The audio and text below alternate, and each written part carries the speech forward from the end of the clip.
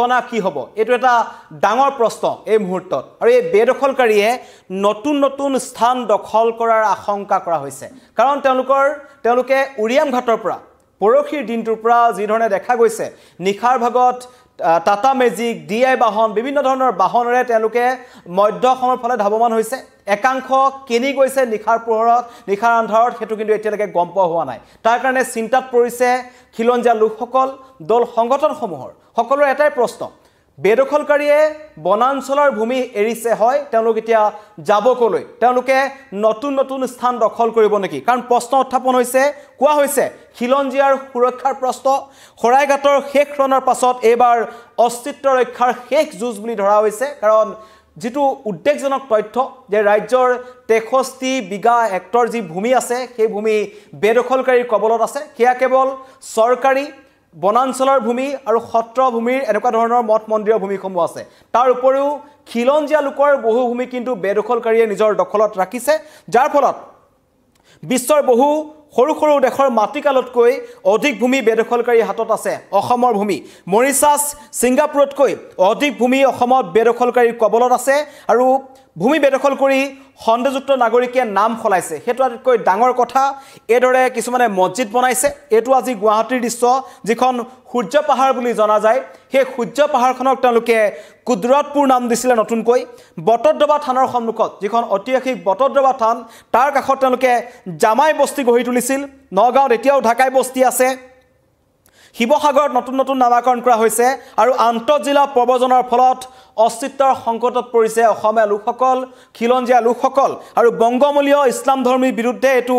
পৰিকল্পিত বেদখলৰ অভিযোগ আছে যেটো মুখ্যমন্ত্ৰীয়ে কৈছিল যে ফিনিশ আসাম জেহাদ চলি আছে হেতু এটা ডাঙৰ প্ৰশ্ন এতিয়া এটা ডাঙৰ কথা মই আপোনালোকক দৃশ্যাংক দেখুৱাব বিচাৰিছো যে এটো হৈছে উৰিয়াম ঘাটৰ দৃশ্য যেটো উৰিয়াম ঘাটৰ পৰা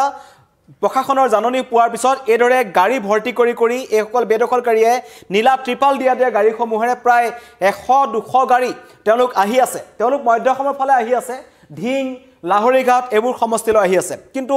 ঢিং লাহৰীঘাট সমষ্টিত এতিয়া ইমানখিনি মাটি নাই যে এই সকল লোক আহি তাত বহিব কালি হাজুৰ পৰা প্ৰায় 250টা পৰিয়াল গুচি গৈছিল য'ত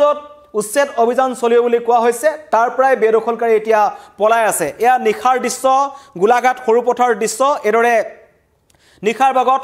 শ বাহন ওলাই আহিছে সকলো বেদখলকাৰীৰ ঘৰৰ সামগ্ৰীসমূহ তেওঁলোকে বান্ধি মেলি লৈ আনিছে কিন্তু এওঁলোকৰ নতুন ঠিকনা কি তেওঁলোক কলৈ যাব হেতু এটা ডাঙৰ প্ৰশ্ন কাৰণ গুৱাহাটী মহানগৰীতে খুট দিছপুৰৰ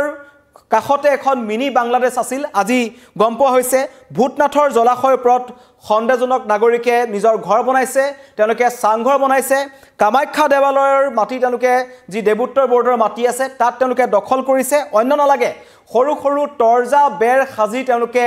ভাড়ালৈ দিছে সেই ঘৰসমূহ এনেকুৱা ধৰণৰ ভয়ংকৰ তথ্য পোহৰলৈ আহিছে কিন্তু এটা ডাঙৰ কথা যে হয় প্ৰশাসনে তেওঁলোকক উচ্ছেদ কৰিছে কিন্তু ৰাইজ সজাগ হ'বৰ হ'ল আমাৰ খিলঞ্জীয়া লোকসকল সজাগ হ'বৰ হ'ল কাৰণ তেওঁলোকে এতিয়া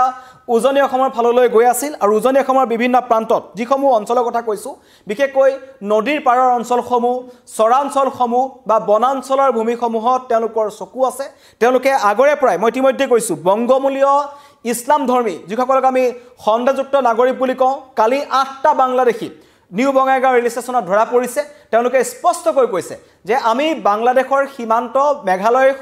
দি পাৰ হৈ আহিছিলো আৰু বানপানীৰ সময়ত যি কাটা টায়াৰবোৰ বাগৰি গৈছিল বানপানীত ধৰিব নোৱাৰা হৈ গৈছিল অসম ভাৰত বাংলাদেশ সীমান্ত তেওঁলোক পাৰ কৰি মেঘালয় পাৰ হৈ আহি অসম পায় নিউ বঙাইগাঁও ষ্টেচনৰ পৰা তেওঁলোকে উত্তৰ ভাৰতলৈ যাবলৈ চেষ্টা কৰিছিল প্ৰত্যেকৰ হাতে হাতে তেওঁলোকৰ ভুৱা নাম আছিল ভুৱা নাম থকা তেওঁলোকৰ আইডেন্টিটি কাৰ্ড আছে আধাৰ কাৰ্ড তেওঁলোকে নিৰ্মাণ কৰে আৰু এদৰে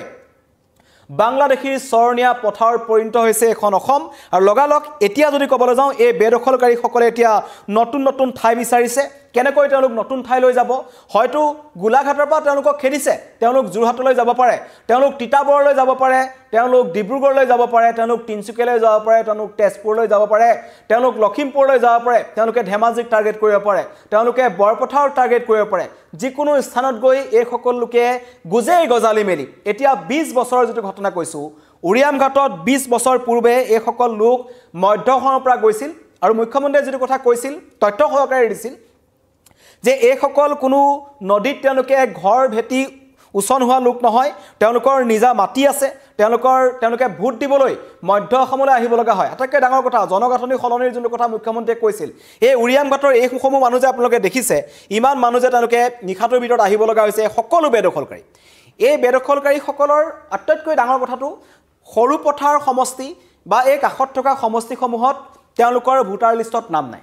20 বছৰ ধৰি তেওঁলোকে তাত আছে তেওঁলোকৰ ভোটাৰ লিষ্টত নাম নাই তেওঁলোকৰ এখন নতুন ঘৰ আছে তেওঁলোকৰ এখন পুৰণা ঘৰ আছে এখন তেওঁলোকৰ নতুন ঘৰ তেওঁলোকৰ পুৰণা ঘৰখন ঢিঙত আছে মৈৰাবাৰীত আছে তেওঁলোকৰ নতুন ঘৰ পুৰণা ঘৰখন বটদ্ৰৱা সমষ্টিত আছে লাহৰিঘাট সমষ্টিত আছে তাত তেওঁলোকৰ মাটি থকাৰ উপৰিও তেওঁলোকৰ ভাই ককাই একাংশ গৈ উৰিয়াম ঘাটত মাটি দখল কৰে সময় সময় তালৈ যায় আৰু অতি ৰহস্যজনকভাৱে অতি কম সময়ৰ ভিতৰত উৰিয়াম ঘাটৰ পৰা মধ্য অসমৰ এই ঢিঙলৈকে নৈশ বাছু চলিবলৈ আৰম্ভ কৰিছিল যাতায়াতৰ পথো সুচল হৈ পৰিছিল কিন্তু মুখ্যমন্ত্ৰীয়ে ভাবুকি দিয়াৰ পাছত মুখ্যমন্ত্ৰীয়ে উচ্ছেদ চলিব বুলি কোৱাৰ পাছত এতিয়া সকলোৱে থৰকা ছুটি হেৰাইছে তেওঁলোকে জেনি তেনি পলায়ন কৰিছে কিন্তু জেনি তেনি পলায়ন কৰিলেও এটা ডাঙৰ প্ৰশ্ন থাকিব এই সকল লোক যাব কলৈ এই সকল লোক যাব কলৈ এটো এটা ডাঙৰ প্ৰশ্ন কাৰণ তেওঁলোকে পুনৰ আমাৰ খিলঞ্জিয়া মানুহৰ মাটি দখল কৰিব তেওঁলোকে পুনৰ নতুন নতুন ঠাইত তেওঁলোকে বসতি স্থাপন কৰিব তেওঁলোকে পুনৰ উৰিয়াম ঘাটৰ দৰে 500-400 বিঘা বনাঞ্চল থকা মাটি তেওঁলোকে বিচাৰি যাব কাৰণ মই কিছু সময় পূৰ্বে আৰু এটা লাইভত মই আহিছিলোঁ য'ত লখিমপুৰত এটা ডাঙৰ ঘটনা আহিছিল লখিমপুৰৰ কিছুমান সত্ৰৰ মাটি বা এতিয়াও 600 বিঘাতকৈ অধিক মাটিত লখিমপুৰত এতিয়াও বেদখলকাৰী বহি আছে মাত্ৰ 2 সপ্তাহ পূৰ্বে যেতিয়া লখিমপুৰত উচ্ছেদ অভিযান চলিছিল তেতিয়া 218টা পৰিয়ালক উচ্ছেদ কৰা হৈছিল আৰু মুঠ 283 বিঘা মাটি বেদখল মুক্ত কৰা হৈছিল কিন্তু সেই সকল লোকে গৈ আকৌ কাখতে তেওঁলোকে ঘৰ বনাইছে সেইটো এটা ডাঙৰ প্ৰশ্ন মুখ্যমন্ত্ৰীয়ে কিছুদিন আগতে কচুতলি ফালে যেতিয়া গৈছিল তেতিয়াও মুখ্যমন্ত্ৰীয়ে ভাবুকি প্ৰদান কৰিছিল বেদখলকাৰীক যে তহঁতি ইয়াৰ পৰা আঁতৰি যাব লাগে তেওঁলোকৰ নিজৰ মাটিলৈ গুচি যাব লাগে এই ধৰণৰ মন্তব্য কৰিছিল কিন্তু তাৰ পাছতো যিখিনি স্থানত তেওঁলোকে আছিল তাৰ কাখতেই তেওঁলোকে পুনৰ বসতি স্থাপন কৰিছে এইটো এটা ডাঙৰ প্ৰশ্ন উত্থাপন হৈছে এই সকলক কোনে চাই থাকিব এতিয়া বুকাজান নাগালেণ্ড আৰক্ষীৰ কথা ক'ব লাগিব নাগালেণ্ড চৰকাৰক ধন্যবাদ দিব লাগিব উৰিয়াম ঘাটত যেতিয়া উচ্ছেদ অভিযান চলিছে বুলি কৈছে নাগালেণ্ড আৰক্ষী কিন্তু সষ্টম হৈছে আৰু নাগালেণ্ডলৈ সোমাই গৈছিল বেদখলকাৰী নাগালেণ্ড আৰক্ষীয়ে তেওঁলোকক পুনৰ উভতাই পঠাইছে তেওঁলোকে দিক বিদিক হেৰুৱাই পেলাইছে য'তে ত'তে তেওঁলোকে এতিয়া মূৰ গুজিবলৈ চেষ্টা কৰিছে এখন ঠাই তেওঁলোকে ল'ব বিচাৰিছে আৰু সেইটোৱে হ'ব এই সময়ত আটাইতকৈ ডাঙৰ কথা কাৰণ আজি এটা ডাঙৰ কথা আহিল যে গুৱাহাটী মহানগৰীৰ ভিতৰ চৰাটো ভূতনাথ সূৰ্য পাহাৰ এই অঞ্চলসমূহত বেদখলকাৰী দপদপনি দেখিবলৈ পোৱা গৈছে আৰু বেদখলকাৰীয়ে মাটি বেদখল কৰি ঘৰ বনাই বেলেগ লোকক ভাড়াত দিছে এয়া হৈছে বৰ্তমান অসমৰ অৱস্থা খিলঞ্জিয়াৰ প্ৰতি এটা ডাঙৰ প্ৰশ্ন উত্থাপন হৈছে যে কিমান সুৰক্ষিত 20 বছৰৰ পিছত অস্তিত্ব থাকিবনে আমাৰ খিলঞ্জিয়া লোকসকলৰ কাৰণ খিলঞ্জিয়া লোকসকলৰ হাতত যিমান মাটি